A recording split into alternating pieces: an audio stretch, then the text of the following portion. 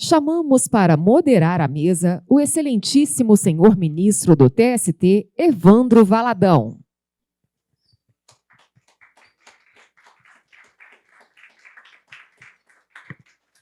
E convidamos ao palco os doutores.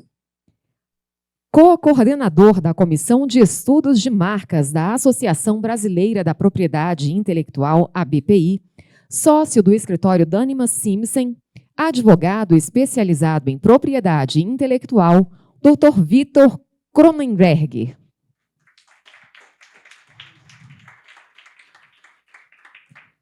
Membro da ANDD, Dr. Luciano Andrade Pinheiro.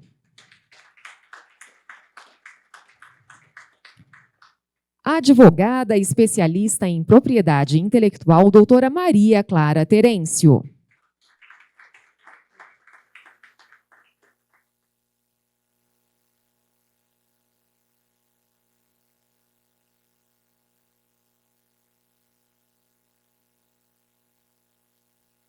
Com a palavra, o moderador, ministro Evandro Valadão.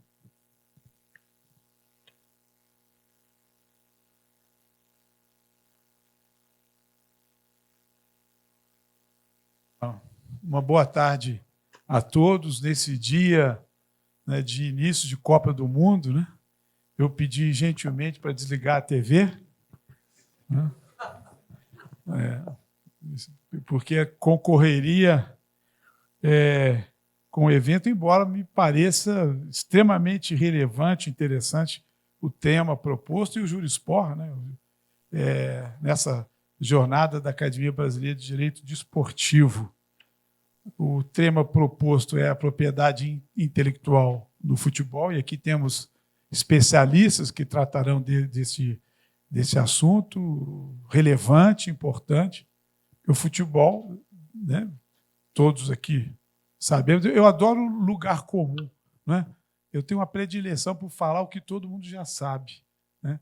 E todos já sabem que o futebol deixou de ser apenas algo lúdico, né, para ser, na verdade, além de entretenimento, um negócio lucrativo que dá divisas, né, para países e que efetivamente pode contribuir com a economia efetiva de uma determinada sociedade, de uma determinada comunidade e até mesmo do país. Para falar desse tema, propriedade intelectual no futebol, nós temos aqui o doutor Luciano Andrade Pinheiro, membro da Academia Nacional de Direito Desportivo, a doutora Maria Clara Terêncio, advogada especialista, e o doutor Vitor Cronenberg, co-coordenador da Comissão de Estudos de Marcos da Associação Brasileira de Propriedade Intelectual. Eu agradeço o convite a mim formulado, quero ouvi-los com muito interesse. Acho que, infelizmente, serei descortês, me perdoem, porque eu tenho um evento no tribunal, que é a posse da ministra Margarete, e nós temos lá a foto oficial. Às 16h15, teremos que estar todos lá para a foto oficial. O tribunal finalmente terá a sua composição completa, né? Talvez eu saia um pouquinho antes, me perdoem. E, para evitar isso, passo a palavra imediatamente para o doutor Luciano Andrade para a sua exposição. Muito obrigado, ministro. O senhor não se preocupe, não. Já está desculpado. A gente sabe o atraso aqui realmente atrapalhou um pouquinho, mas a gente vai correr com o tempo aqui para fazer. Eu vou pedir licença para falar dali, porque eu vou precisar usar o controle e acho que fica melhor. Está aqui. A minha apresentação já está ali. Obrigado, ministro. Cumprimento o Vitor. A Maria Clara, que eu não conhecia, conheci agora. O Vitor, por coincidência, a gente já teve um processo juntos. E agradecer a presença dos dois e a deferência do ministro Evandro pela presença aqui. Tá? Se você puder colocar o slide. Eu vou tratar de um tema. Eu, na verdade, quando o Terence me convidou para falar nesse evento, eu ia tratar de um tema que já percorre a minha vida acadêmica e profissional durante mais ou menos uns 5 anos, que é a questão das marcas dos clubes de futebol. Mas aí a doutora Maria Clara falou que ia tratar desse tema, eu resolvi inovar, né? Vou tratar de um outro tema, também instigante, também muito atual, que é a questão da... Não é bem essa aí, é da Maria Clara, é outra apresentação. Também instigante, que é a inteligência artificial no futebol ou no esporte, né? E eu vou tratar da inteligência artificial no esporte, e quais são as implicações jurídicas da inteligência artificial, o problema que nós temos hoje com a inteligência artificial dentro do esporte, né? Então, essa apresentação aí, quem marca o gol autoral.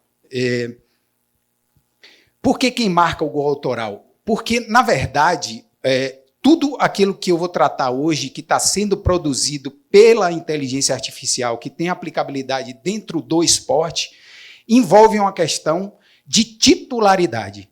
Quem é o titular daquele trabalho feito pela inteligência artificial? Quem é o autor daquele trabalho? Porque nós temos um regime dentro do direito brasileiro. Não estou conseguindo passar. Aqui, pronto. Aí a agenda da palestra, eu vou tratar da IA no esporte, onde é que está inserido a inteligência artificial no esporte. Vou tratar desse problema jurídico da autoria. Alguns casos, problema, né? Situações reais que acontecem no dia a dia, estão acontecendo depois da implementação da inteligência artificial, e quais são os horizontes, o que é que a gente pode esperar dentro dessa dinâmica. Vamos lá. A IA já está no esporte? Não, Luciano, a IA não pode estar no esporte. Por que não pode estar no esporte? Porque o esporte é feito por um atleta, né? E atleta é uma pessoa física, mas ela já está dentro do esporte. A gente não percebe, mas ela está. E aí eu trouxe alguns exemplos. A empresa, são todos exemplos reais, tá? Não é nada inventado por mim, não. A empresa AWS NextGen Stats está fazendo centenas, por inteligência artificial, de estatísticas que estão sendo divulgadas nos jogos da NFL. Centenas. Tudo aquilo é feito por inteligência artificial. Quantos metros o quarterback está lançando a bola, quantas jardas o time avançou, tudo aquilo é feito por inteligência artificial. A empresa Sport Radar, que fornece, alguns já conhecem aqui, porque ela fornece sistema de segurança de aposta esportiva, ela também já está com inteligência artificial ligada à imprensa, porque ela faz um sumário por inteligência artificial de todos os jogos, de todos os esportes, e manda para os jornais. Ela vende esse conteúdo, um sumário do que aconteceu em cada partida por inteligência artificial. Não é ninguém assistindo uma partida de futebol ou de ping-pong, de tênis de mesa ou qualquer outro esporte. É um IA que está assistindo, faz o sumário e manda para aquela órgão de imprensa, enfim, e é divulgado dessa forma. Aí a Sports, que é a empresa que faz aqueles jogos eletrônicos, também está trabalhando com inteligência artificial, criando avatar de jogador, né, por inteligência artificial. Antigamente, até pouco tempo atrás, o jogador precisava fazer um modelo corporal dele, precisava tirar uma foto e uma foto em 3D para que ele pudesse ir para o videogame, né, com um macacão verde, enfim, para os gestos, os movimentos, o olhar, a forma de tocar na bola, tudo aquilo fosse feito da forma mais real possível. Hoje não precisa mais. A inteligência artificial consegue interpretar como o jogador se movimenta e ela desenvolve um avatar daquele atleta com as características próprias daquele atleta. Um outro exemplo é uma narração clonada. Isso aí vocês já devem ter percebido, que às vezes um gol até de um time de várzea aparece o Galvão Bueno narrando. Aquilo ali é uma inteligência artificial que chama voice cloning, que clona a voz do narrador e é inserida daquela forma. Vejam que está tudo dentro desse espectro da inteligência artificial no esporte. E análise tática por visão computacional. Acho que passou, mas já vou aproveitar. Pode passar. Enfim, quando a inteligência artificial cria, quem é o titular? Quem é o autor? Quando alguém pega quando a Sport Radar pega um jogo, um uma disputa, por exemplo, de bicicross do Neto do Bosco, que está aqui, e ele faz um sumário daquilo ali, a inteligência artificial. Quem é o titular daquele texto? Quem é o titular daquele sumário, daquele resumo do que aconteceu aquilo ali? Esse é um problema que a gente tem no direito brasileiro, aliás, no direito mundial, não é só no Brasil, porque para o direito brasileiro, e essa legislação ela se repete em todos os lugares do mundo, quem é o autor de uma obra escrita, musical, de vídeo, uma fotografia, só pode ser o ser humano, só pode ser uma pessoa física, nenhuma empresa pode ser titular. Então, a quem atribuir a titularidade daquele material que está sendo produzido? Esse é o grande problema que a gente está enfrentando hoje, vai enfrentar no futuro. Porque, veja, tem uma consequência a isso. Se eu não tenho titular, o uso é livre. O uso é livre. Então, quando eu disponibilizo um vídeo por IA na minha rede social, como eu não posso ser o titular porque quem fez foi a IA, aquilo é livre, qualquer um pode copiar. Agora, imagine isso no mundo do esporte. Né? Imagine isso quando você amplifica essa situação. De quem é aquilo? Esse é o problema que a gente vai enfrentar e que eu vou sugerir uma solução. Tá? E aí, só para resumir, e eu estou preocupado com o tempo, os Estados Unidos não têm proteção também de inteligência artificial. Aliás, tem uma coisa bem curiosa nos Estados Unidos, foi julgado recentemente não, 2023, já tem 3 anos, o caso chamado Thaler versus Vidal, numa corte federal americana. Não foi na Suprema Corte, mas uma corte federal americana que tem uma reputação, enfim, no terceiro circuito. Foi julgado um caso onde uma pessoa pediu o registro de uma patente em nome de uma inteligência artificial. E esse caso, o órgão lá, no caso o INPI americano, negou esse registro e esse pedido foi parar na justiça. Essa pessoa entrou com ação na justiça querendo garantir-se o direito de registro dessa patente em nome da inteligência artificial. E o tribunal negou dizendo que só a pessoa física, só o ser humano pode ser capaz de criar. E, portanto, negou esse direito à inteligência artificial. Então, nos Estados Unidos, é sem proteção, o regime é igual ao nosso, é só a pessoa física. Na União Europeia, da mesma forma. No Reino Unido, tem alguma alteração ali, muito incipiente ainda, mas permitindo que se faça em nome de empresas que geram inteligência artificial, Computer Generated Works, em uma produção de 50 anos. Na China, é condicional, que precisa ter uma atividade humana. A inteligência artificial não pode agir sozinha, tem que ter uma contribuição humana para que haja essa proteção. E no Brasil, como eu disse, tem uma lacuna normativa, porque aqui só a pessoa física, então a rigor não é de ninguém.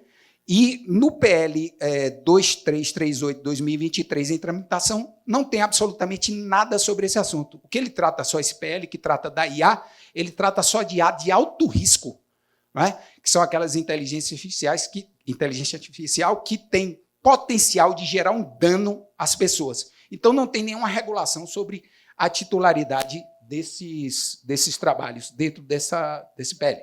Tá? E aí eu digo, esse é um problema muito sério que a gente enfrenta. Quem pode ser o titular? É o programador? É o sujeito que criou o algoritmo? É a empresa de IA? A empresa não pode, porque a empresa não pode ser titular de direito de autor. É o usuário, aquele que desenha o prompt, mas às vezes os prompts são tão comuns, são tão genéricos. Não é?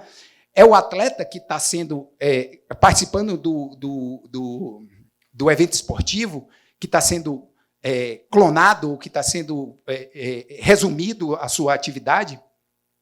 É o clube, é a liga, enfim. Tudo isso, isso gera um problema dentro desse sistema de propriedade intelectual. Tá?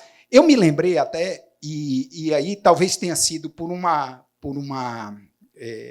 isso veio parar, tratar de direito de autor dentro do esporte com inteligência artificial. Eu quero relembrar a vocês que o direito de arena, ele nasce em 1973 na legislação brasileira dentro da lei de direito autoral.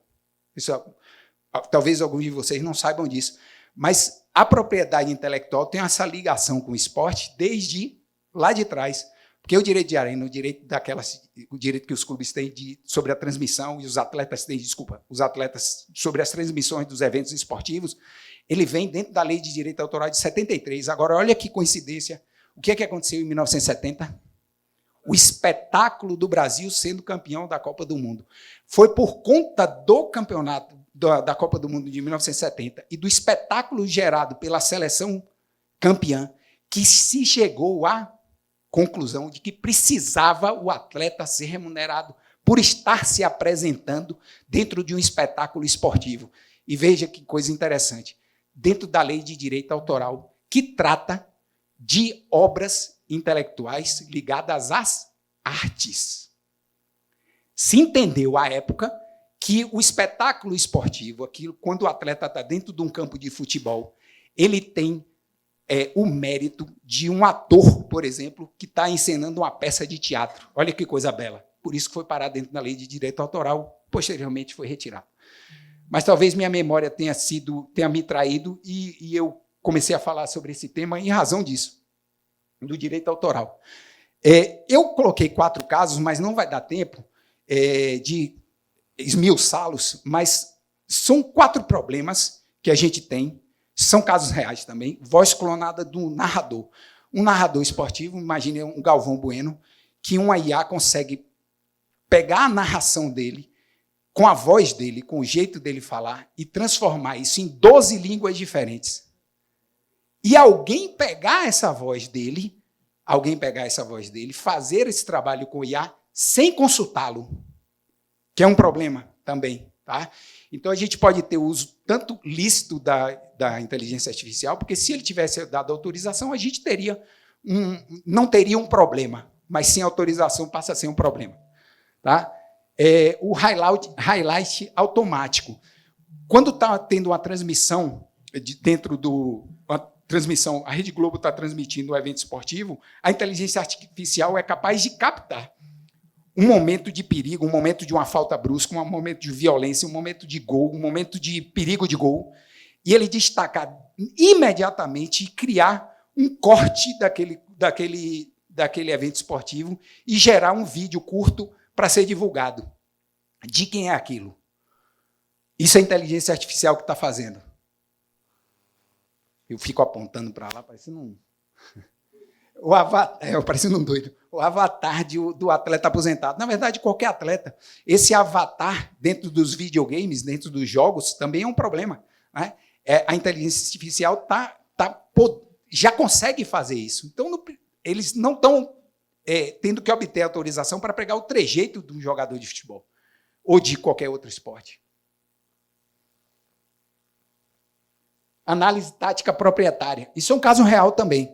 Um clube de futebol contratou uma empresa para fazer análise tática por inteligência artificial de todos os seus jogos e jogos de todos os adversários, separando atleta por atleta, função por função, quanto tempo ele corre no jogo, aonde é que ele se posiciona, qual é o número de vezes que ele faz gol da ponta esquerda ou da ponta direita, mapeou absolutamente todos os jogadores de um campeonato brasileiro. De quem é esse material? De quem é esse material? É da empresa? É do clube de futebol? É da liga? Isso é permitido? As federações e confederações elas vão tolerar esse tipo de ingerência da inteligência artificial dessa forma dentro dos campeonatos? Vamos lá. Essas aqui são as alternativas, e eu já encerro o ministro. Essas aqui são alternativas ao direito clássico. A gente pode ter uma proteção sui generis, que já existe dentro do direito de propriedade intelectual, que é feito, por exemplo, nas bases de dados. Né? As bases de dados estão dentro da legislação de direito autoral e elas têm uma proteção que é chamada de sui generis. Né? Porque a base de dados não é propriamente uma criação estética, vamos dizer assim. Ela é um instrumento, que é uma base de dados, é uma coleção de dados organizados de uma determinada maneira. A lei confere ao organizador, veja, que não é necessariamente quem criou o dado, mas ele criou a base, o conjunto todo, ele garante ao organizador a titularidade do direito. Pode ser uma saída. Eu garanto ao organizador, aquele que organizou que a inteligência artificial fizesse aquele determinado trabalho dentro do esporte, a titularidade. Aí a gente tem dentro da concorrência desleal também, normas que podem atuar dentro desse campo em qualquer conflito de atuação da inteligência artificial, numa disputa entre clube, federação, enfim. A gente tem a proteção contratual, que hoje é a que é feita. Hoje é que é feita. Ontem eu conversava com um rapaz que trabalha conosco, o Lucas, que ele é musicista, além de advogado, musicista. E ele estava me dizendo que ele acabou de gravar um CD, e na gravação do CD ele usou uma inteligência artificial específica. Ele disse, se você usa a inteligência artificial, que ele me deu o nome e eu esqueci, sem pagar, você assina um termo de uso dizendo que qualquer material que você produza é da inteligência artificial.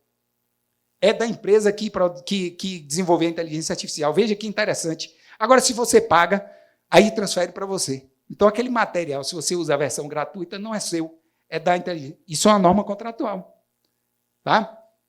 E ainda tem a LGPD também, que pode ser um vetor de interpretação dessas relações, onde a gente vai ter o uso, por exemplo, das estatísticas da forma de movimentação do atleta dentro de uma partida. Isso pode estar dentro da Lei Geral de Proteção de Dados como uma forma de impedir o uso indiscriminado desse tipo de material. Tá? E aí o Brasil, como eu disse, tem esse PL em tramitação, mas ele não resolve a questão. A gente precisa definir o regime jurídico das obras geradas por IA, se é domínio público, se é sui generis, se é uma extensão autoral com requisito específico. Precisa estabelecer titularidade dos dados de performance dos atletas, precisa regular o uso de voz e imagem de atletas e narradores como insumo de treinamento de modelos de IA comercial e exigir transparência de dados esportivos utilizados por sistemas de IA, enfim. E aí são os materiais de referência. Eu tinha anotado aqui para citar um caso com vocês sobre aquele voice cloning. A gente tem um caso julgado no STJ muito interessante. Eu não sei se esse caso foi de vocês. Eu vou te contar para ver se você me dizer se foi ou não foi.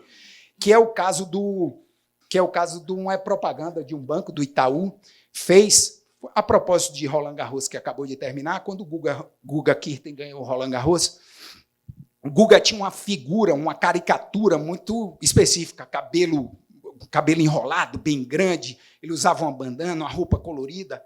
E o Itaú pegou, ao final de Roland Garros, e fez uma propaganda na televisão, pegou um garoto, um menino, de talvez 8 ou 9 anos de idade, com as características físicas iguaizinhas do Guga, botou ele com a raquete de tênis na mão e fez uma propaganda fazendo alusão a Guga. Mas não era Guga, era um garoto de 9 anos, mas fazendo uma caricatura dele.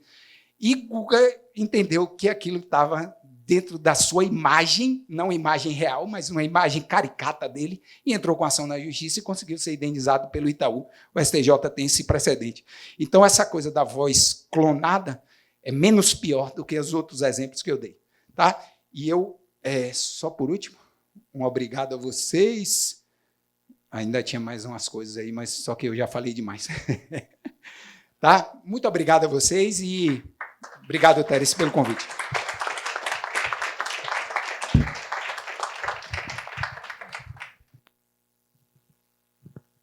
Parabéns, Luciano. Deixa eu te cumprimentar pela brilhante apresentação. Achei extremamente interessante e instigante. São esses novos assuntos aí que surgem com a inteligência artificial. Acho que vamos deixar para o debate, né, após a exposição de todos. O Vitor já pegou o microfone, mas acho que eu vou passar a palavra para Maria Clara, né? E, enfim, vamos dar prosseguimento. A IA, de fato, né, Luciano? Ela está hoje na vida de todos nós, né? Eu não consigo mais viver sem IA, viu, gente? Não dá. Eu tenho todos não tenho, mas eu tenho assim, um número gigantesco de ferramentas de IA, né? Eu tenho o Perplexo, eu tenho o Claude, eu tenho o Manus, eu tenho o DeepSeek, eu tenho o ChatGPT, e aí de pesquisa eu tenho o Elist, eu tenho Consensus, é um negócio absurdo e a gente não consegue mais viver sem ela. Então, o assunto que você trouxe é extremamente relevante. Eu consigo falar alemão, chinês, italiano, inglês, usando né, o meu vídeo. Eu gravo em português e falo alemão, inglês, francês, italiano, russo, né? Enfim, língua morta, latim. Dá para fazer o diabo. Então, realmente, o mundo, né, ele vai se deparar ainda, nós ainda não sabemos aonde vamos chegar por conta da... Então, parabéns pela sua apresentação. Sem mais delongas, passo, então, a palavra para a Maria Clara Terêncio, que vai falar também sobre propriedade intelectual no futebol. Tem a palavra. Oi, pessoal, boa tarde. Primeiramente, é uma honra para mim estar aqui com esses grandes nomes da propriedade intelectual. Também gostaria de agradecer a presença do ilustre ministro para mediar aqui a nossa conversa. Mas hoje eu vou fazer um 360, né, na propriedade intelectual aqui no futebol, falar um pouco de marcas, direito de imagem, patrocínios e os ativos intangíveis. Eu sou Maria Clara Terêncio, assim como o doutor Luciano, sou soteropolitana, formada também pela Universidade Federal da Bahia, sou sócia fundadora do MCT Registrazione, que é uma empresa de registro de marcas e patentes, e do escritório MCT Advocacia Empresarial, que hoje a gente atua muito com e-commerce. E vou falar para vocês hoje, né, como marcas e direitos de imagem e ativos intangíveis movimentam a indústria do esporte no mundo todo, né, não só aqui no Brasil. E o futebol hoje é mais do que somente o esporte, né? Hoje a gente sabe que o futebol é uma indústria que movimenta bilhões e hoje o valor, né, do futebol não está somente na bilheteria.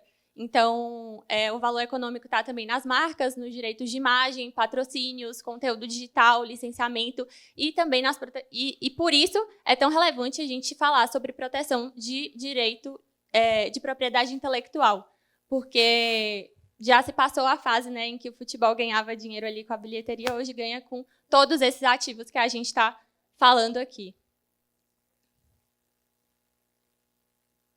E o que é, né, a propriedade intelectual no futebol? A gente tem as marcas, né, que traz ali os escudos, nomes, mascotes, slogans.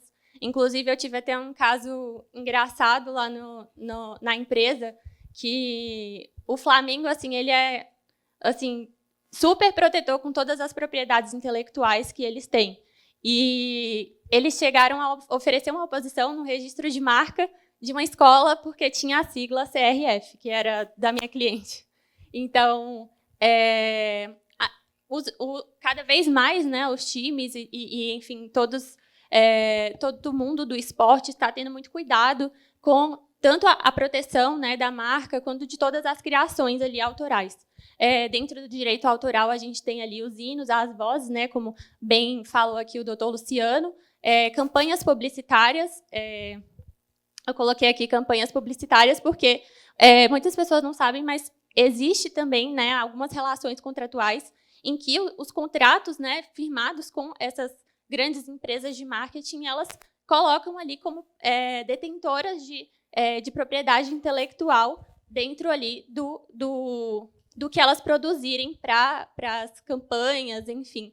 Então, todo esse direito precisa também ser preservado, porque a criação, né, como bem falou aqui o doutor Luciano, é do autor, é de quem cria.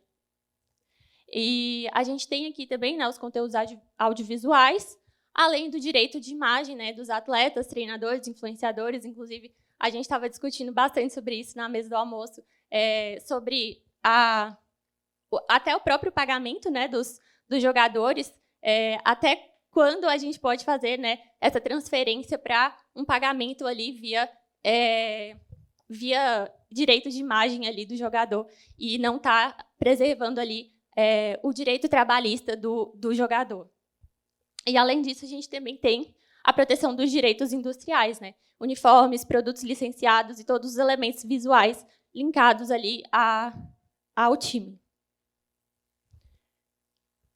E aí eu trouxe para vocês ali, né, uma lista dos clubes mais valiosos do Brasil. Eu deixei até o Bahia, que é o melhor time do Brasil. Ó, você viu que o Vitória não está ali, né? Mas, então, a marca, ela é um ativo bilionário. E o valor do clube não está apenas, né, no seu patrimônio físico, mas também na sua reputação, na torcida, na história. Quantos documentários a gente não vê sendo gravados, né, principalmente agora, nessa época de Copa, que a gente teve os documentários ali na Netflix, né, de todos os títulos ali, né, do Brasil. Então, toda essa história, toda essa capacidade de gerar receita, né, é muito importante de ser protegida. E eu trouxe aqui uma notícia para vocês da ESPN, que eles falam, né, do Flamengo, que supera 5 bilhões, né, o clube mais valioso do Brasil. E dentro dessa análise ali, né, de valor do clube, tem lá o valor da marca. Então, é muito importante ter essa proteção, ter esse cuidado. E não é à toa que o Flamengo, né, até uma escola, ele entra lá com oposição e faz notificação, porque ele protege muito a marca dele, que é uma marca muito conhecida, né, em todo o Brasil. E o futebol é paixão para milhões, mas a propriedade intelectual é o que transforma essa paixão num ativo sustentável e economicamente valioso. E o que acontece, né, quando uma marca ela não está protegida? Tem os riscos de cópia, exploração indevida, perda de oportunidade comercial, conflitos judiciais, dificuldade para expandir licenciamentos. Então, eu trouxe mais para frente um dado para vocês, né, de que hoje 34% dos produtos, né, eles são decorrentes de pirataria.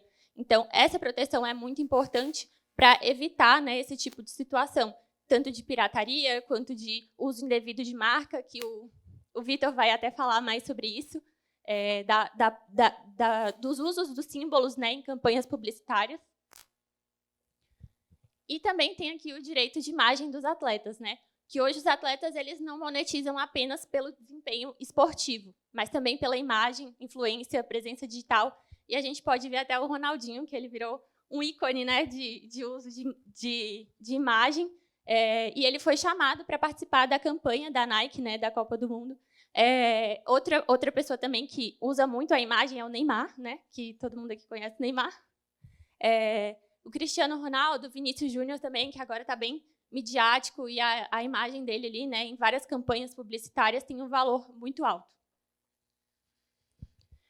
E a gente tem também o patrocínio, né?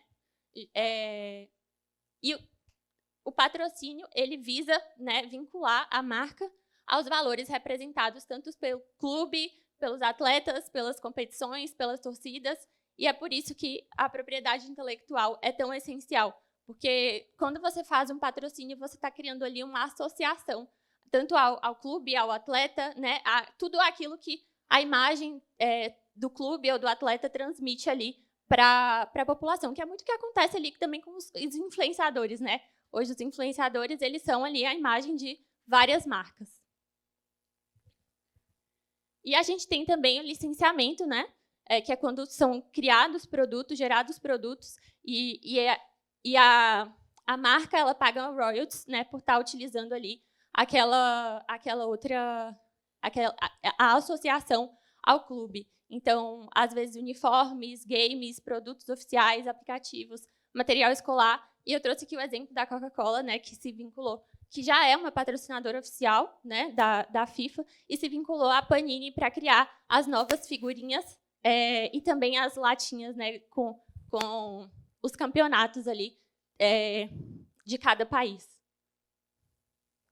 E a gente tem também os naming rights, né, que um caso que ficou muito famoso foi o do Nubank, né, que entrou ali no lugar da Allianz para ter a nova exposição ali, né, do estádio do Palmeiras. Então, eles pagaram ali, né, 900 milhões ao longo de 18 anos, e que ficou só atrás do Mercado Livre ali na Arena Pacaembu, estimado em 1 bilhão em 30 anos.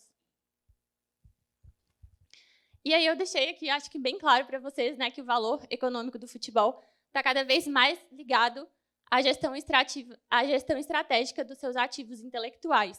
E aí eu trouxe alguns desafios, né, que geram com todas essas tecnologias e novas formas de transmissão desses ativos. Então, a IA, como o Dr. Luciano aqui muito bem falou, né, e o uso de imagens de atleta, os streamings, porque a gente sabe que para transmitir, né, os jogos durante a Copa precisa dessa licença.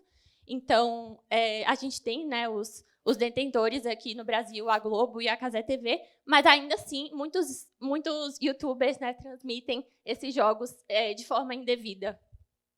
E a gente tem também o conteúdo gerado, né, pelos torcedores ali nesses streamings.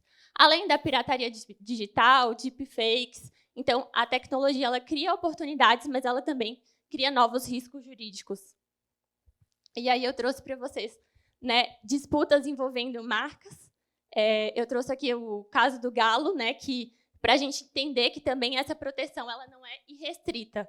Então, no caso do Galo, o Galo foi processar o Galo da Madrugada, que é um bloco de carnaval, que não tem nada a ver com futebol, e a justiça entendeu, né, que não haveria ali uma associação nem uma competição indevida, porque seriam de dois segmentos totalmente diferentes. Então, quando a gente vai falar também de proteção da propriedade intelectual, a gente precisa analisar todo o cenário macro, né, global, e não só o nome em si.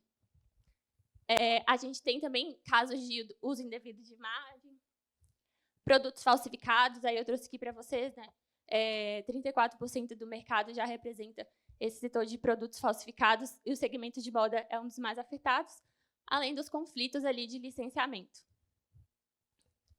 E quem protege a propriedade intelectual protege o valor no esporte. Muito obrigada.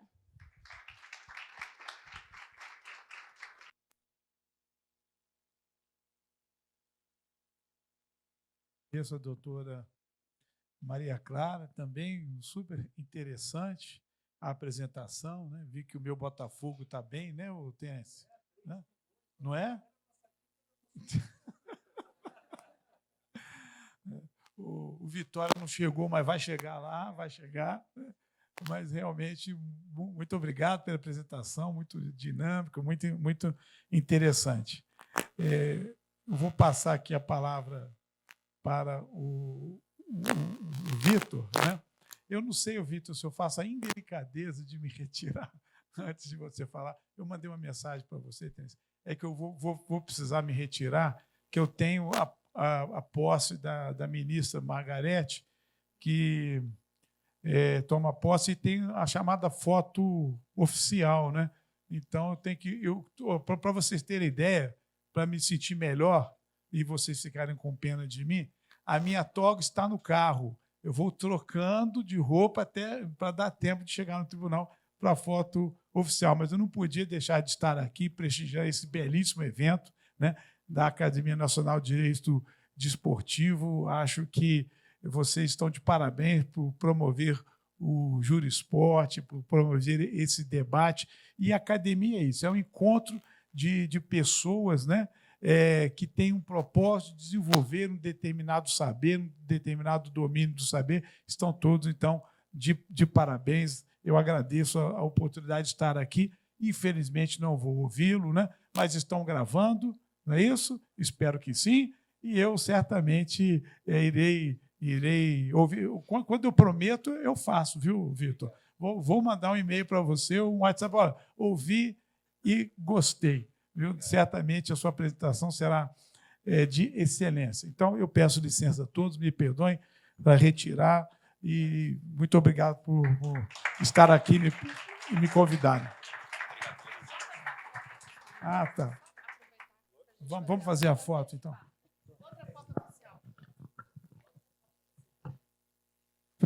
Aproveitando ainda a presença do ministro Evandro Valadão, anteciparemos a foto oficial deste painel e, em seguida, o Dr. Terence Sveiter assume a moderação.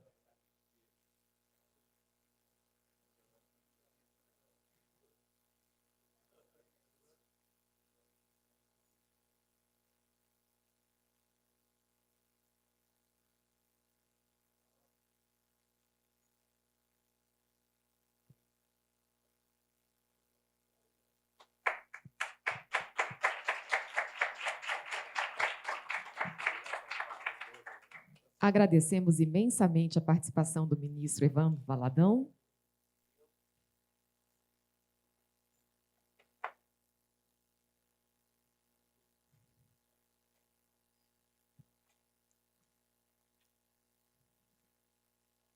Assume a moderação do painel o Dr. Teresin Sveiter.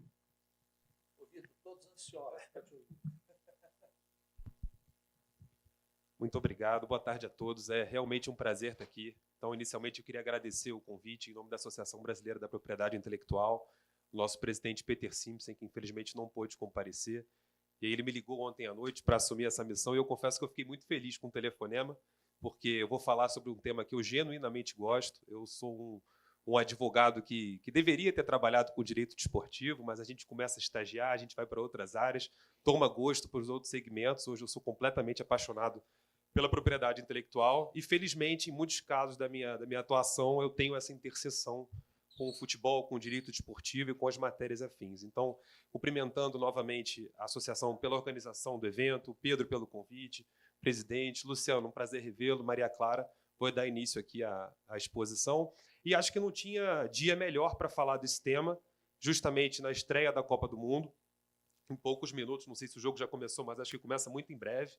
Então, como tem muita gente discutindo escalação, recuperação do Neymar na lesão, bolões no país inteiro, a gente vai ter oportunidade de tratar aqui justamente do que acontece fora das quatro linhas, mas que gera uma receita bilionária para o esporte e efetivamente viabiliza essas competições. Então, vamos tratar do Instituto do Marketing de Emboscada, que não é um instituto novo no sistema jurídico brasileiro, mas também foi muito feliz a organização na ordem das palestras, porque a minha palestra está recheada de casos. Então, é muito bom, porque o Luciano e a Maria Clara eles já trouxeram um panorama legislativo e agora a gente consegue avançar para os casos concretos, que seguramente eu espero que sejam proveitosos para todos. O passador está aqui. Então, sem mais delongas, o que é o marketing de emboscada? Por que esse tema é importante? A gente está tratando aqui do ato pelo qual uma empresa que não é patrocinadora ou parceira oficial de um grande evento, ela tenta pegar uma carona naquela equipe ou competição. E é por isso que esse tema é tão relevante a todos. Mas eu não atuo para a FIFA, eu não atuo para a CBF. É plenamente possível que haja marketing de emboscada em torno de uma equipe. Por que não? A CBF é um bom exemplo, mas é possível também o marketing de emboscada em torno do Flamengo, em torno da Libertadores, de competições regionais, porque sempre há os patrocinadores oficiais e há aqueles que vão tentar pegar uma carona, tirar uma casquinha do evento. E é justamente sobre isso que a gente vai tratar. Importante, o marketing de emboscada ele não é um conceito limitado ao mundo esportivo. Basta existir um grande evento com patrocinadores relevantes para que se possa ter ali o surgimento desse fenômeno. Então, o Rock in Rio, o Lollapalooza também são ótimos exemplos de eventos em que pode ter alguma prática nesse sentido. Como bem disse a Maria Clara, os direitos de marketing e patrocínio são cada vez mais relevantes para o fomento ao futebol e para a sobrevivência dos clubes, então não preciso nem destacar aqui qual a importância dessa matéria sob a perspectiva econômica. Então vamos direto para o leading case na matéria. Quando que essa questão surgiu?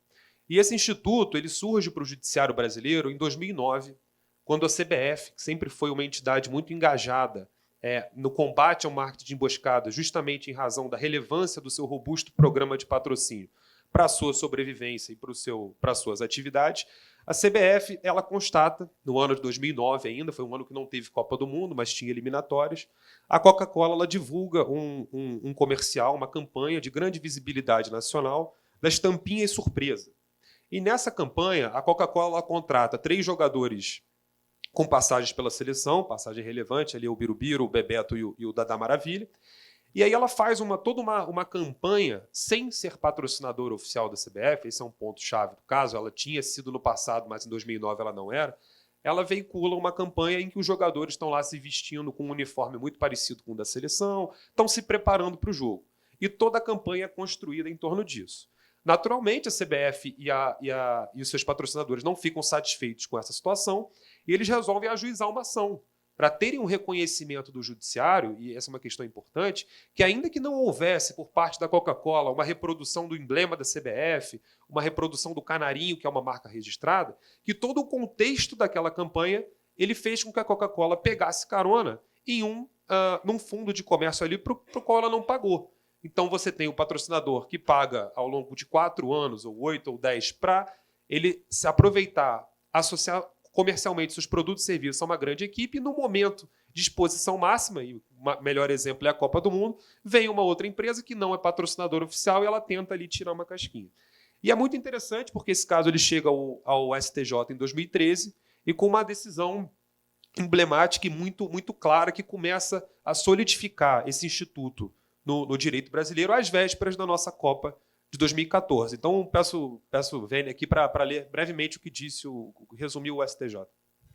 A responsabilidade apurada contratualmente decorre dos elementos presentes nos autos, os quais revelam com clareza que o contexto da campanha, embora disfarçada, ao utilizar símbolos aproximados, não hesita quanto ao seu objetivo, o de remeter o consumidor da Coca-Cola à imagem da seleção brasileira de futebol.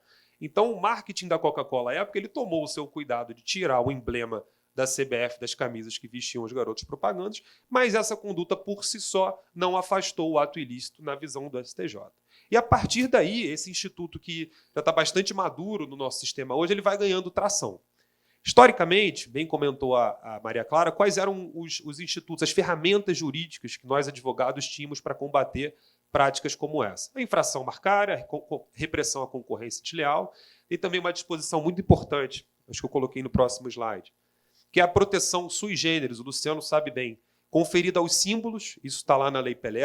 A Lei Pelé ela tem uma proteção que, até onde eu sei, ela é única do ordenamento jurídico brasileiro, ela confere proteção aos símbolos, e aqui um parênteses, o conceito jurídico de símbolos ele é mais amplo do que o de marcas, porque por uma limitação da nossa lei, as marcas são só os signos visualmente perceptíveis, enquanto os símbolos não têm essa limitação, então a gente pode incluir aqui um apelido, como Seleção Canarinho, um hino e outros ativos que poderiam não ser registrados como marca.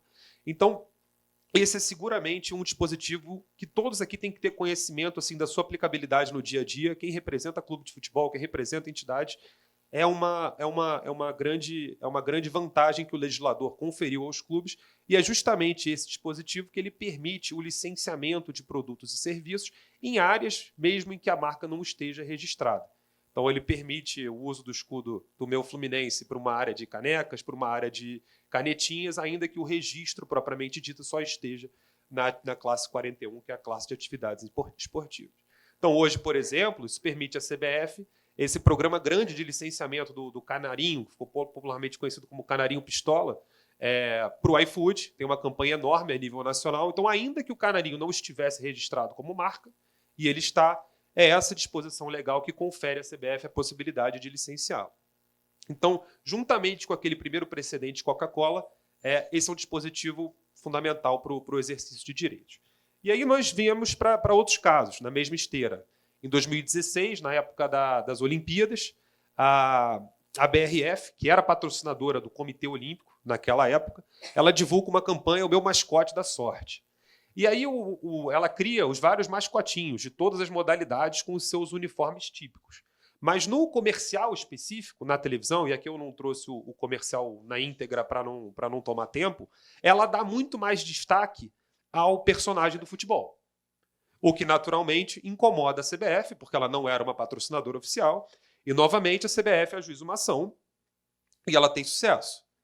Esse é o caso. Ó. Ali eu destaquei o personagem, o mascote com a roupa tradicional da seleção brasileira de futebol. Então, o que entendeu? Nesse caso, foi um julgado lá do Rio de Janeiro, do Tribunal de Justiça. O fardamento utilizado pela seleção brasileira foi modificado após a derrota de 50, para que a seleção se desvinculasse da memória de derrota. A associação da camisa amarela com o calção azul veio a se estabelecer como elemento de identificação da seleção brasileira por sua repetição nos anos seguintes e se tornou marca de grande força. O que isso significa e qual que é a mensagem aqui? Ainda para a gente, quem representa os clubes, para quem representa entidades esportivas, não observem apenas no emblema do clube como sendo a sua marca. Na verdade, se aquele clube tem um uniforme absolutamente distintivo, se pode ter ali um ativo de propriedade intelectual. E aí a distintividade é um conceito-chave. É mais fácil para o Fluminense exercer direitos para um caderno com suas tradicionais cores do que para o Botafogo. Por quê? Porque as cores do Fluminense são naturalmente mais distintivas, que a do Botafogo também é utilizada pelo Atlético Mineiro e pelo Corinthians. Então, sempre observar dentro daquela cartela ali, daquele cliente que está sendo assessorado, quais são os ativos de propriedade intelectual que podem ser tutelados, e não somente o emblema propriamente dito. essa é uma previsão, é uma possibilidade que o artigo 87 da Lei Pelé nos traz. E aí outros casos, agora eu vou passar mais rápido, mas outros casos também envolvendo a CBF.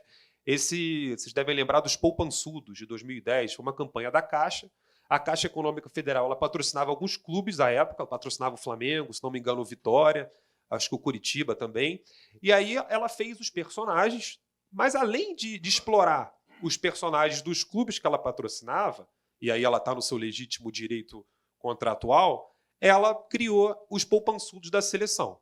O que, naturalmente, o Itaú é um dos principais parceiros da CBF, ele tem uma prerrogativa exclusiva de uso dos seus símbolos mediante contratos e pagamentos de vultosas quantias.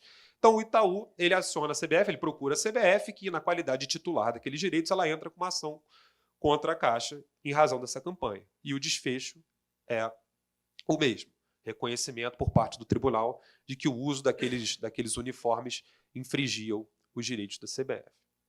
Então, agora eu não vou ler o julgado, mas um caso muito parecido, esse já envolvendo a proibida, e nesse caso a CBF foi além. O Neymar ele nem estava vestindo o uniforme tradicional da seleção, ele aparecia, na verdade, com uma camisa amarela e uma bermuda branca, um uniforme que o Brasil nem sempre usa, é mais atípico, mas reconheceu-se ali também pelo contexto que estava ferindo a prerrogativa do patrocinador exclusivo da CBF, que é a Ambev. E, nesse caso, a ação foi ajuizada por ambas, CBF e Ambev, no polo ativo. Cervejaria Petrópolis é um outro precedente, ali como a descaracterização do escudo, ela não afasta a ilicitude da conduta. Essa é uma mensagem que eu queria deixar para vocês. Porque, muitas vezes, a reprodução, a infração da marca, ela é clara. Mas, quando há alguma mudança, pode ainda assim, a depender do contexto, haver uma infração. Então, lá manteve-se o formato do escudo, as 5 estrelas e todo o contexto da campanha reconheceu-se o ato ilícito. Então, muito por conta dessa conduta da CBF ao longo dos anos, é possível dizer que a jurisprudência brasileira ela é bastante avançada e desenvolvida na matéria, muito mais que em outros países. Agora eu não estou conseguindo. Foi. Bom, e nessa esteira desse desenvolvimento jurisprudencial que a gente viu, nós chegamos à Lei Geral do Esporte, que entra em vigor em 2023, como é do conhecimento seguramente de todos. E essa é uma lei também bastante interessante, porque pela primeira vez, na verdade pela segunda, passou a ter previsão expressa como um ato ilícito o marketing de emboscada na legislação brasileira. Ele tinha surgido na Lei Geral da Copa, ainda em 2014. Muito se discute hoje sobre a relevância dessa lei, como é que os Estados Unidos estão abordando ela e como é que o Brasil abordou há 12 anos, mas tinha uma disposição expressa na Lei Geral da Copa em 2014, só que ela é uma lei com prazo determinado. Então, essa lei ela não mais esteve em vigor, houve um vácuo aí legislativo, e em 2023 o legislador fez muito bem ao positivar o marketing de emboscada como sendo um ato ilícito. E aí está muito claro lá na nossa lei que há 2 modalidades. O marketing de emboscada por associação, que é o ato praticado por empresas que tentam associar os seus produtos e serviços a um evento ou a uma equipe sem serem patrocinadoras oficiais, e aí são os exemplos que eu trouxe nos slides anteriores, e há também o marketing de emboscada por intrusão, que é quando a exposição de marcas ela acontece dentro da arena. Ele é mais raro de acontecer, porque como ele acontece dentro da esfera esportiva, o organizador do evento ele tem um controle sobre o que entra e o que sai, é diferente de uma campanha publicitária. Mas há também o marketing de emboscada por intrusão, que é o surgimento de marcas de terceiros que nada tem relação com aquele evento dentro da arena. Então, vamos lá, no Maracanã, por exemplo, se distribui panfletos de uma determinada marca, ou passa um avião logo em cima de um estádio dizendo alguma coisa sobre aquele evento. Isso acontece na esfera esportiva. Ou o jogador ele abaixa o calção e deixa lá, acho que já aconteceu isso com o Neymar, né? Ele abaixa o calção e deixa clara a marca da cueca no ambiente da FIFA. Então, essas são práticas do marketing de intrusão. Empresas que não têm relação com o evento, mas que elas tentam tirar uma casquinha daquilo ali. Com relação à Copa do Mundo especificamente, a FIFA, embora ela não tenha esse apetite de entrar com ação, ela não seja tão beligerante historicamente como a CBF, ela disponibiliza diretrizes muito claras sobre propriedade intelectual a cada ano de Copa do Mundo. Então, é um documento realmente didático, vale a leitura, e lá ela sintetiza quais são os ativos da Copa do Mundo. Por exemplo, eu recebo consultas de alguns clientes nos últimos meses em que eles vinculavam ações promocionais a ingressos para a Copa. Ou eles criavam um cupom de desconto. Copa 2026, você botava o cupom, ganhava 10% para comprar uma garrafinha. De acordo com a FIFA, na posição da FIFA, aí não há um entendimento jurisprudencial consolidado, essas são prerrogativas exclusivas dos parceiros oficiais. Tá? E a nossa lei geral do esporte, ela parece encampar esse entendimento. Porque, só tentar voltar aqui. Ela diz lá, o marketing de emboscada por associação, ele também ocorre em quem vincula ingressos ou convites a ações publicitárias sem autorização da organização promotora. Isso está lá no parágrafo 1º do artigo 170. Então, é muito importante todos ficarem ligados, porque é uma prática que a gente sabe que acontece muito, né? Independente da indústria. Outro aspecto super importante para a gente ter em mente em época de Copa do Mundo ou de grandes eventos. FIFA e CBF, elas disponibilizam aos seus patrocinadores direitos de natureza distinta. Então, há muito, estava discutindo inclusive com o Santoro na hora do almoço, uma grande zona cinzenta ali em quais são os direitos conferidos pela CBF, e claramente relacionados à Seleção Brasileira de Futebol, e quais são os direitos oferecidos pela FIFA. Então, a FIFA, ela, por exemplo, eu trouxe só para a gente ilustrar a mensagem. A Johnson & Johnson, há alguns anos, ela era patrocinadora oficial da Copa do Mundo, acho que foi em 2010. E aí ela fez uma campanha em que ela imitava a camisa da Seleção Brasileira de Futebol, ela promovia os seus produtos a depender do desempenho da seleção no evento, e ela sorteava ingressos para os jogos da seleção.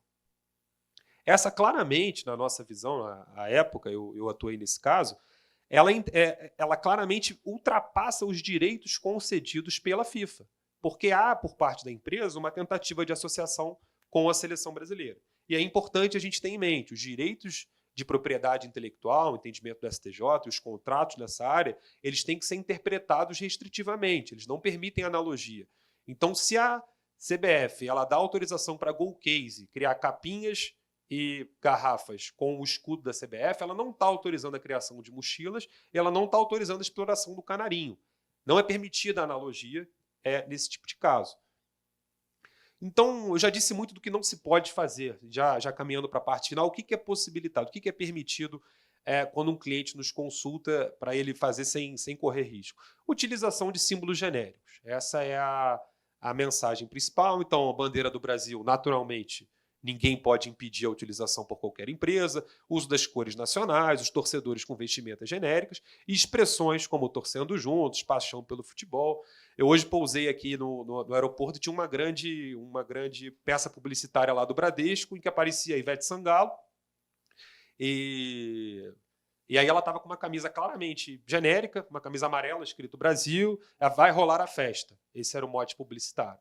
Nesse caso é difícil a adoção de medidas. Ainda que a CBF e o Itaú eles tentem tomar algum tipo de medidas, eu não tenho nenhum conhecimento nesse sentido, é difícil, porque o que o Bradesco fez foi a adoção de símbolos genéricos. Uma expressão que é conhecida da própria Ivete, ela é uma garota propaganda, e o uso de uma camisa genérica. Então, o Bradesco está tentando tirar uma casquinha, mas aí a discussão ele só tirou uma casquinha ou ele pegou uma carona? E aí é que os casos surgem. Mas vocês vão seguramente sair do evento aqui e começar a se deparar por esse tipo de publicidade ao longo da cidade. E aí alguns exemplos aqui de campanhas que são absolutamente lícitas e não geram nenhum tipo de discussão quanto à ilicitude. A Golcase, embora seja patrocinadora licenciada lá da CBF, ela criou esse joga do seu jeito, vai Brasil, a bandeira da seleção. Marco Polo também ali, a paixão por futebol. Guanabara, da mesma forma, torcida para você. E a Ivete, novamente, com uma uma vestimenta absolutamente genérica. E o último caso ali do Santo Antônio, da hidrelétrica. Nesse caso, eu me lembro bem, o personagem estava vestido com uma camisa amarela, um calção azul e a meia branca, no típico uniforme da seleção, que já reconheceu o STJ, vocês viram, como uma marca. E aí foi notificado, ele prontamente mudou para essa vestimenta genérica em cinza, e claro que ali não tem problema nenhum, porque ele está usando elementos abstratos do futebol. E para finalizar, a questão dos garotos propaganda. Naturalmente, cada artista ele tem a possibilidade de licenciar, de autorizar o uso da sua imagem, dos seus direitos. Então, a contratação de um garoto propaganda por si só, por uma empresa que não é patrocinadora da seleção, ela não tem problema nenhum. Então, a Oi já contratou o Dunga em época de Copa, o Ronaldo, da mesma forma, é sempre contratado. A questão não está aí. O problema ele começa a surgir quando se veste esse garoto propaganda com o uniforme tradicional da seleção ou quando, novamente, o contexto da campanha ele passa a mensagem que se trataria de um patrocinador oficial. Mas, por si só, é evidente que a contratação de atletas como garoto propaganda ela não é problemática sob a perspectiva da CBF ou da FIFA. E as conclusões aqui, a gente já fechando, o marketing de emboscada ele raramente é analisado pela utilização isolada de um símbolo. Como eu disse, os departamentos de marketing das empresas, eles sabem exatamente quais são as marcas registradas. Então, o que eles tentam é se aproximar de outros símbolos não registrados para defender a licitude daquela conduta. Mas já há, e a jurisprudência brasileira está bem avançada nesse sentido, reconhecimento de que é o contexto da campanha que deve ser analisado para se aferir ali se naquele caso concreto houve uma tentativa, passou a impressão de ser um patrocinador quando não era. Então, a pergunta central não é o que foi utilizado, mas se o consumidor, se o mercado foi levado a acreditar que se trata de um parceiro comercial. Esse é o X da questão. Novamente, a FIFA e a CBF adotam postura agressiva, a FIFA disponibiliza suas diretrizes de propriedade intelectual, que eu convido à leitura, é um material super simples e didático, e já a CBF possui um histórico consistente de litígios bem-sucedidos nos nossos tribunais. A jurisprudência brasileira é bastante avançada e a Lei Geral do Esporte ela veio a preencher um vácuo legislativo aí muito importante. Então, é bem interessante o fato de o Brasil ser um dos poucos ordenamentos jurídicos em que o marketing de emboscada ele é reconhecido na nossa lei como um ato ilícito e seguramente é uma ferramenta que todos aqui na sala têm que ter no radar quando se deparar com um caso dessa natureza, seja quando estiver defendendo uma campanha, uma associação comercial, ou representando um clube de futebol ou um evento de qualquer natureza. Evidentemente, um evento esportivo é mais fácil a defesa nesse sentido, porque dificilmente o Rock in Rio ou o Lollapalooza eles vão conseguir aplicar a Lei Geral do Esporte para suas atividades. Então, fico à disposição de todos para tirar dúvidas e para o debate, e agradeço novamente o convite e a oportunidade. Um prazer.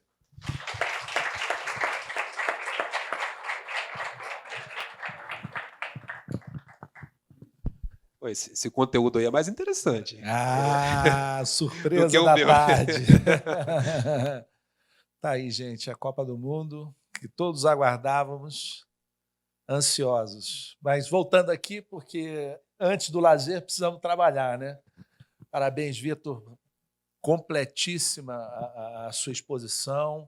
A minha xará, a doutora Terêncio, que eu vou respeitosamente chamar a senhora, professor Luciano também, sempre inovador e sempre desafiando toda a comunidade jurídica com temas atuais e extremamente cativantes, capciosos, agudos, que coisa interessante.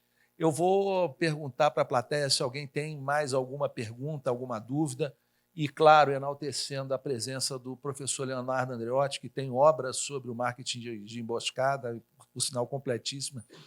E aí me corrige, Vitor, teve uma última disputa, e eu fiquei indignado com ela, a final da Olimpíada, que trocaram o casaco, não usaram o casaco do fornecedor do COB para usar do fornecedor da CBF. E quantas cestas básicas, Leonardo? 100? Nossa Senhora, foi horrível. Então, enfim, quero passar aí a plateia para perguntas, e se não tivermos, por favor.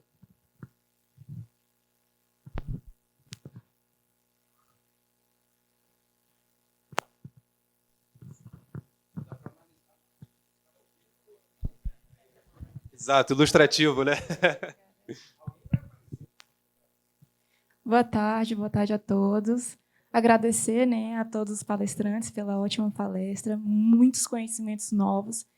Me apresentando, eu sou Letícia, sou estudante de Direito, estou no 8º semestre do curso, e eu fiquei me perguntando durante a palestra, principalmente da doutora Maria Clara e do doutor Luciano, sobre a linha tênue que existe entre o direito daqueles que têm a propriedade intelectual, a marca, a imagem, e aqueles fãs que utilizam das redes sociais para apresentarem ali um vídeo, uma imagem, até mesmo uma página no Instagram que eles abrem ali para mostrar o seu carinho, o seu sentimento pelo aquele jogador, por aquele cantor. Então, assim, quando eu posto um vídeo ou vários vídeos, várias imagens do meu jogador favorito nas redes sociais, eu estou violando o direito de imagem dele, onde entra ali o meu direito de fã, de publicar essas imagens, esses vídeos, e o direito de marca da imagem dessas pessoas que têm o direito a dar essa propriedade intelectual.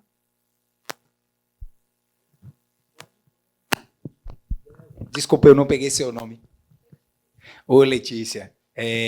Letícia, eu dei aula durante 10 anos de propriedade intelectual aqui no CEUB. Essa é uma pergunta que me faziam. Na época não tinha rede social, né? Mas é uma pergunta que se fazia constantemente, não só com relação à imagem, mas com relação à marca também. E aí é o mesmo raciocínio. Na verdade, você tem que separar 2 tipos de uso, aí, basicamente. O uso que tem nitidamente natureza comercial e o uso que não tem natureza comercial. Então, se você posta uma foto, né, ao lado do Neymar, ou se você encontrar um atleta na rua, ou fazer uma montagem de IA com um atleta, como se você estivesse cumprimentando, e não tem nenhum caráter comercial, mas apenas uma demonstração de carinho, ou mesmo de admiração por aquela pessoa, ou por aquela marca, pode ser uma marca também. Eu posso tirar uma foto dentro da minha casa amanhã no Jogo do Brasil com a minha família toda, minha esposa está aqui, eu e minha esposa com a camisa do Brasil, com o símbolo da CBF, isso absolutamente não tem problema nenhum. Porque o uso, ele é, digamos assim, ele passa a ser ilícito quando ele tem um intuito comercial ou difamatório. Quando não é uma coisa nem outra, o uso é permitido. Então, fica sempre com essa baliza na sua cabeça. Então, se o uso tem intenção de se ganhar dinheiro, ainda que indiretamente, com aquela imagem ou com aquela marca, aí ele está no campo da ilicitude, ou quando é difamatório, né, evidentemente. Tá bom? Claro. A resposta não poderia concordar mais. Politicamente é exatamente isso. Mas, nesses casos também, a gente assessora alguns artistas de fora e empresas estrangeiras que têm fãs-clubes no Brasil. Ainda que o uso seja comercial, tem que fazer uma análise muito boa se vale a pena sobre a questão reputacional o envio daquela medida. Então, isso é muito claro nos casos de clubes de futebol também, porque muitos clubes eles têm os seus jornalistas que estão ali acompanhando. Então, no caso do Botafogo, tem lá o Fogão Net. O Fluminense tem o Netflu. Flu é uma marca registrada. E aí os caras usam lá um escudo muito parecido com o oficial do Fluminense. Vale a pena, sob a perspectiva do clube, ainda que aquele uso seja comercial, ele criar uma briga com quem está cobrindo o dia a dia do clube? É esse o caso que ele tem que focar ou ele tem que focar num patrocinador que está tentando pegar uma carona num outro evento? Então, essa é sempre uma... Porque, juridicamente, sendo o uso comercial, como bem disse o Luciano, ele tem, sim, base legal para tomar medida. Mas a questão reputacional ela tem que estar sempre no radar. Tá? Também a legislação ela traz uma exceção quando se trata de paródia. Então, por exemplo, tem muitos sósias por aí, né, como, por exemplo, o sósia do Vini Júnior, que trata ali uma exceção, porque ele também tem um caráter comercial ali da utilização da própria imagem associada ali à imagem do Vini Júnior. Deixa eu só complementar uma coisa que eu adorei que você falou, porque não faz muito tempo o meu time do coração, o Vitória, cometeu um ato absurdo reputacional, que foi notificar uma família de uma família humilde, lá de Salvador, que fez um aniversário com o bolo com o símbolo do Vitória. Então, um escritório contratado pelo clube tomou essa atitude absurda de notificar essa família que o uso era indevido, porque estava dentro, o escudo do clube estava num bolo de aniversário. Isso é, historicamente, dentro do direito da propriedade intelectual, isso aconteceu já há muito tempo. E a gente hoje chama os trolls da internet, o cara que fica buscando essas besteirinhas, essas minúcias, para poder notificar e ficar atrás de migalha de R$200, R$300 de indenização, impondo assim, uma espécie de coação mesmo a essas pessoas, às vezes ignorantes. Eu já recebi no meu escritório, por exemplo, uma notificação dessas, porque em uma determinada matéria que foi feita no site, tinha uma foto do Lionel Messi. Era uma coisa que falava sobre futebol, era um texto informativo que tinha referência ao próprio Lionel Messi, e um desses escritórios que administram interesses de fotógrafos e de agências de imprensa, agência de notícia, notificou o meu escritório para tirar. Eu falei, boa sorte entrando com ação na justiça. Né? Faça isso. E eles somem, né? São os trolls mesmo, eles fazem isso para poder receber uma migalhinha e impor-se. De onde se conclui que a criatividade humana ela é infinita, né? Do mais. Bom, gente, não havendo mais perguntas, dúvidas, questionamentos, por favor, professor, adelante.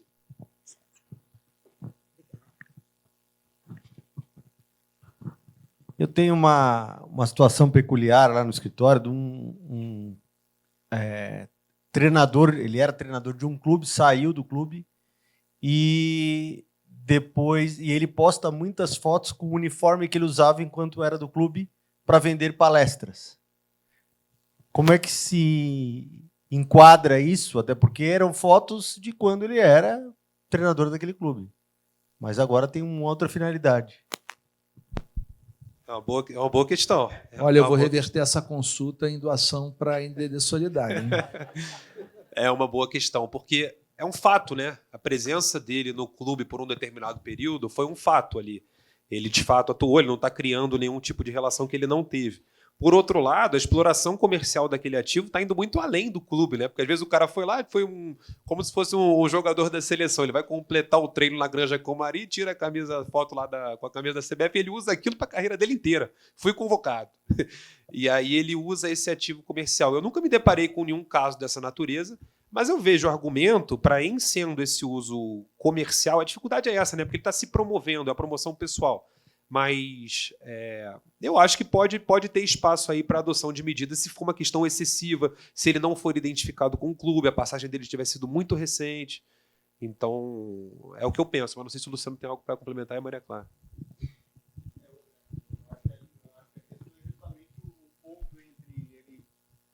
Postar uma foto dele contando uma história ou ele querendo vender alguma coisa usando a associação da forma que ele faz. Exato. O cara Agora, teve lá no... se ele cobrir o escudo do clube, aí... Ele não quer cobrir, ele quer que apareça, justamente. O cara passou lá no seu Juventude por um mês e fica usando essa foto do Joinville, desculpa, e fica usando a foto por 40 anos. É complicado. Tem mais a sobrinha do Elton.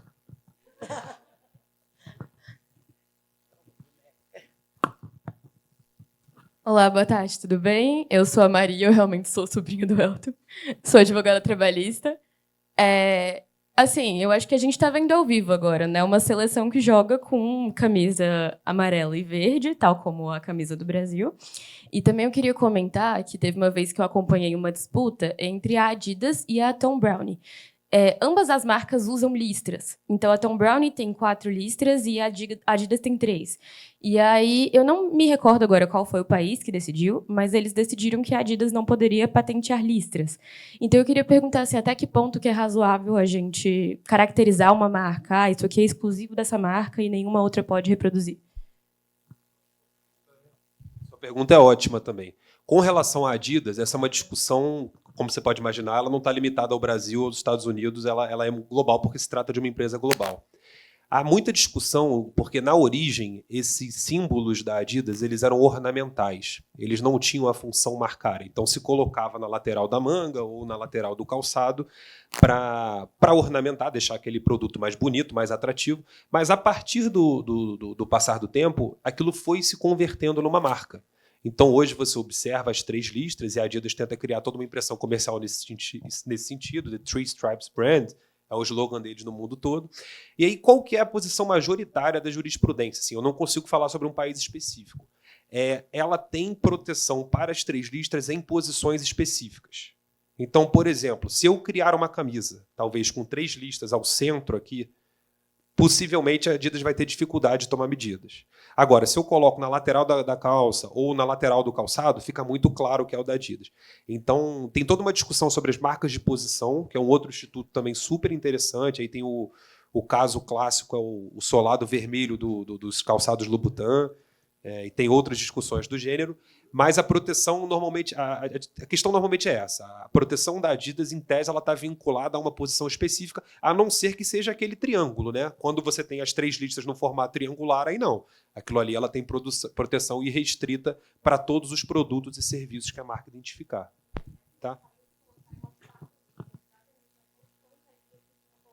Sim. Sendo bem honesto, é difícil opinar sobre o caso concreto, mas como a Adidas ela quis passar a mensagem de que ela era a empresa das 3 listras, o uso de 2 ou de 4, ela pode ter dificuldade para exercer direitos. Tá? E com relação à camisa amarela que você comentou, realmente é um bom exemplo, mas só deixar claro, a proteção que é conferida à seleção brasileira hoje, isso já está claro, é sobre a identidade visual completa do uniforme. Camisa amarela, o calção azul e a meia branca. Isso já é reconhecido como uma marca pela nossa jurisprudência. Tá? Valeu.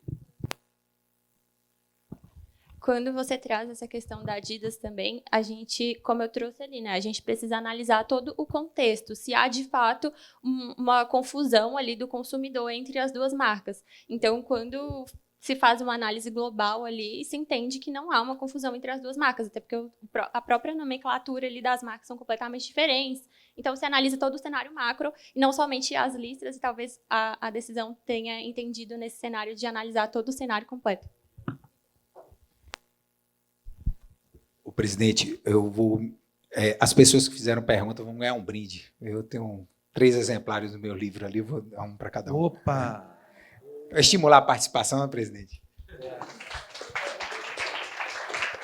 Bom, antes de encerrar o painel, só quero registrar a presença do professor Fabiano aqui hoje, assim, agora na qualidade de advogado, né, Fabiano?